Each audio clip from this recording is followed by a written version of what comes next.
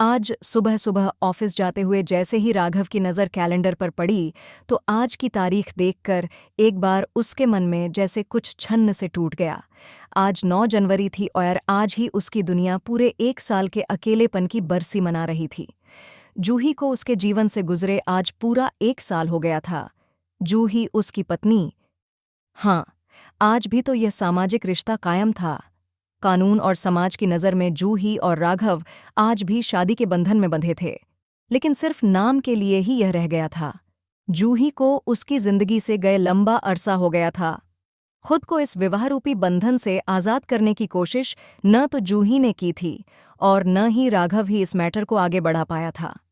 दिमाग में उमड़ते इन पुराने दिनों के चक्रवात ने अनायास ही राघव के जिस्म को अपने शिकंजे में जकड़ लिया।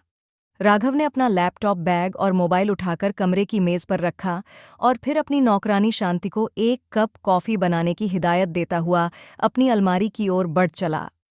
वह जानता था कि अब उसका मन उस सुविधायुक्त कमरे में नहीं लगेगा। उसने अलमारी खोलते हुए उस नीले कवर वाले लिफाफे को बाहर निकाला।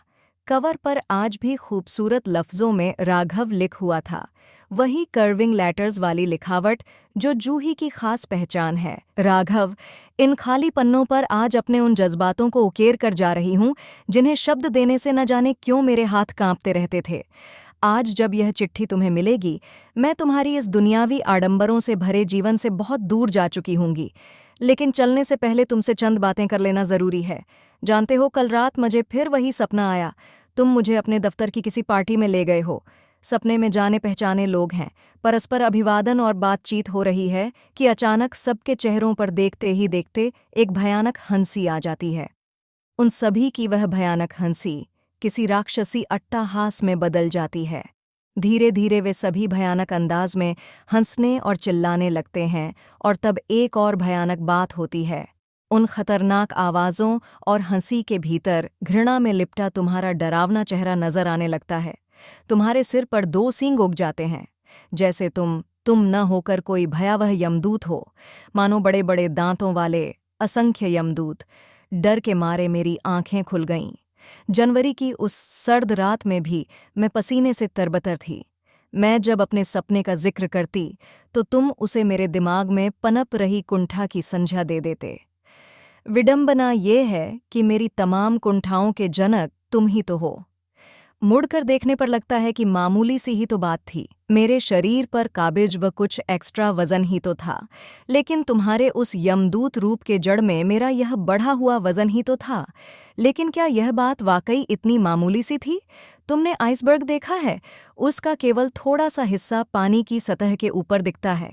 यदि कोई अनाड़ी देखे तो लगेगा जैसे छोटा सा बर्फ का टुकड़ा पानी की सतह पर तैर रहा है, पर आइसबर्ग का असली आकार तो पानी की सतह के नीचे तैर रहा होता है, जिससे टकरा कर बड़े बड़े जहाज डूब जाते हैं। जो बात ऊपर से मामूली दिखती है, उसकी जड़ में कुछ और ही छिपा होता है, बड़ा और भयानक।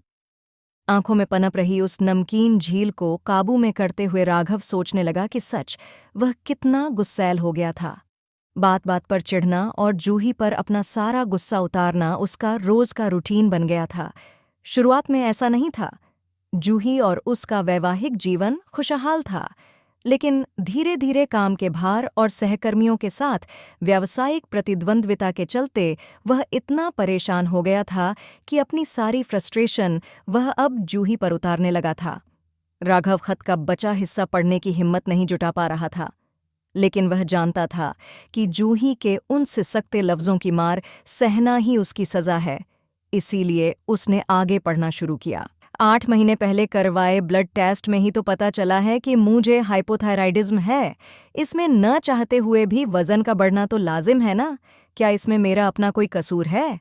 खत में जूही ने आगे लिखा था, भद्दी बदसूरत कहीं की, तुम गुस्से से पागल होकर चीख रहे होते। शायद मैं तुम्हें शुरू से ही भद्दी लगती थी, बदसूरत लगती थी। मेरा मोटापा तो एक बहाना था। शायद यही वजह रही होगी कि तुम्हें मेरी हमेशा हंसने और खिलखिलाने की मामूली सी आदत भी असहनीय लगती थी। जब हम किसी से चिढ़ने लगते हैं, नफरत करने लगते हैं, तब उसकी हर आदत हमें बुरी लगती है। यदि तुम्हें मुँह जन से प्यार होता तो शायद तुम मेरे मोटापे को नज़रअंदाज कर देते, लेकिन तुम अक्सर किसी न किसी बात पर अपने विष बुझे बाणों से मुझे बेते रहते। सच्चाई तो यह है कि शादी के बाद से अब तक तुमने अपनी एक भी आदत, सिगरेट पीना, शराब पीना, रात में देर तक कमरे की बत्ती जलाकर काम करते रहना, नहीं बदली। केवल मैं ही बदलती रही, तुम्हारी हर पसंद नापसंद के लिए, तुम्हारी हर खुशी के लिए। जो तुम खाना चाहते थे, घर में केवल वही चीज़ें बनती थीं। जो तुम्हें अच्छा लगे मुझे वही करना था, जो तुम्हें पसंद हो मुझे वही कहना सुनना था। जैसे मैं नहीं रह गई थी, केवल तुम्हारा विस्तार भर थी। राघव के दिलो दिमाग में जैसे किसी ने ढेरों कांटे चुभो दिए थे, लेकिन वह उस पीड़ा को भोगना चाहता था। वह आज जूही को, उसके वजूद को फिर से महसूस करना चाहता था। अब वह खत का आगे का हिस्सा पढ़ने लगा। खाना मैं बनाती थी, कपड़े लत्ते मैं धोती थी, बर्तन मैं साफ करती थी, झाड़ू पोंछा मैं लगाती थी। तुम रोज ऑफिस से आकर आज बहुत थक गया हूँ कहते और टांगें फैलाकर बिस्तर पर लेट अपना पसंदीदा टीवी प्रोग्राम चला लेते। एक गिलास पानी भी तुम खुद उठकर नहीं ले सकते थे, फिर भी थकते सिर्फ तुम थे। शिकायत सिर्फ तुम कर सकते थे, उलाहने सिर्फ तुम दे सकते थे। बुरी सिर्फ मैं थी, कमियां सिर्फ मुझ में थीं। दूध के धुले, अच्छाई के पुतले सिर्फ तुम थे। मैंने तुमसे कुछ ज्यादा तो नहीं चाहा था। एक पत्नी अपने पति से जो चाहती है, मैं भी केवल उतना भर ही चाहती थी। काश तुम भी मुझे थोड़ा प्यार दे पाते, घर के कामों में मेरा थोड़ा हाथ बंटाते, अपनी किसी प्यारी अदा से मेरा मन मोह ले जाते। असल में तुमने मुझसे कभी प्यार किया ही नहीं।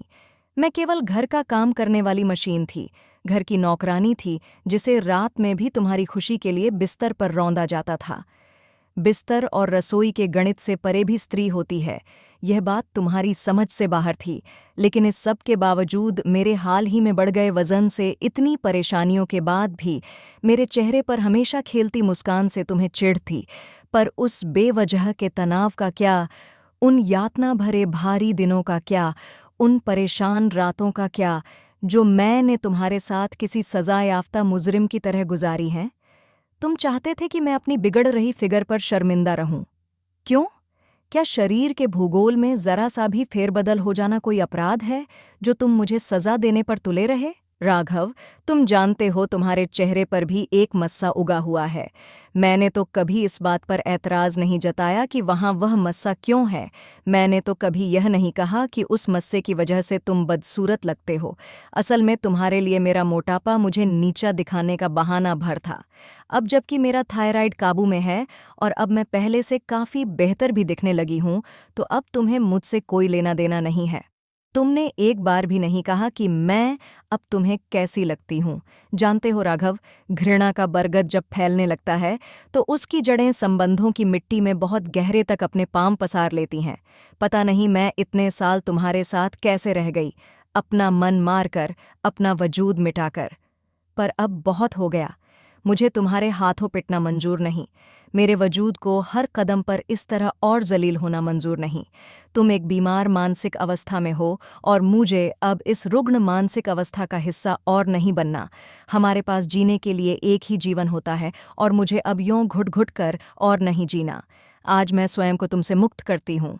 हाँ, एक बात और, मुझे अपने चेहरे पर हमेशा खेलती हुई यह मुस्कान बेहद अच्छी लगती थी और वे सभी लोग अच्छे लगते थे जो मेरे बढ़े हुए वजन के बावजूद मुझे चाहते थे, मुझसे प्यार करते थे। प्यार जो तुम मुझे कभी नहीं दे सके। जूही अपने हाथ में सिहरते हुए उस खत को राघव बहुत देर तक यूं ही थामे रहा। इस एक साल ने उसे बहुत कुछ सिखा दिया। पत्नी केवल शोपीस नहीं होती, वह जीवन का अभिन्न अंग होती है। इस एक साल में शालिनी डिसूजा, वह विदेशी कैथी जो इंटर्न बनकर आई थीं, आदि ने उस पर डोरे डालने चाहे थे। कुछ रात भर साथ भी रहीं, पर वह किसी को न मन दे सका न शरीर। बिस्तर पर पहुंचते ही वह ठंडा पड़ जाता। रात को साथ खाना खाते खाते जब किसी का फोन आ जाता तो वे लड़कियां उकता जातीं, जबकि जूही ने रात को बिस्तर पर न कोई मांग की न उसके फोनों से शिकायतें कीं। पिछले साल भर से उसने बहुत बार यह सोचा था कि वह जूही को फ़ोन करेगा, उससे अपनी ज़्यादतियों के लिए माफ़ी मांगेगा, लेकिन अब और इंतज़ार नहीं। आज वह उसे बताना चाहता है कि उसे अपनी सभी गलतियों का एहसास है। और हाँ, एक बात और भी तो बतानी है कि उसे जूही की मुस्कान से प्यार है और जूही के हाइपोथायराइडिज्म से उसे कोई शिकायत नहीं है। वह जैसी भी है, उसकी अपनी है, वही उसकी है। आपको ये कहानी कैसी लगी कमेंट में बताएं। कहानी अच्छी लगी तो वीडियो को लाइक और चैनल को सब्सक्राइब करें। धन्यवाद।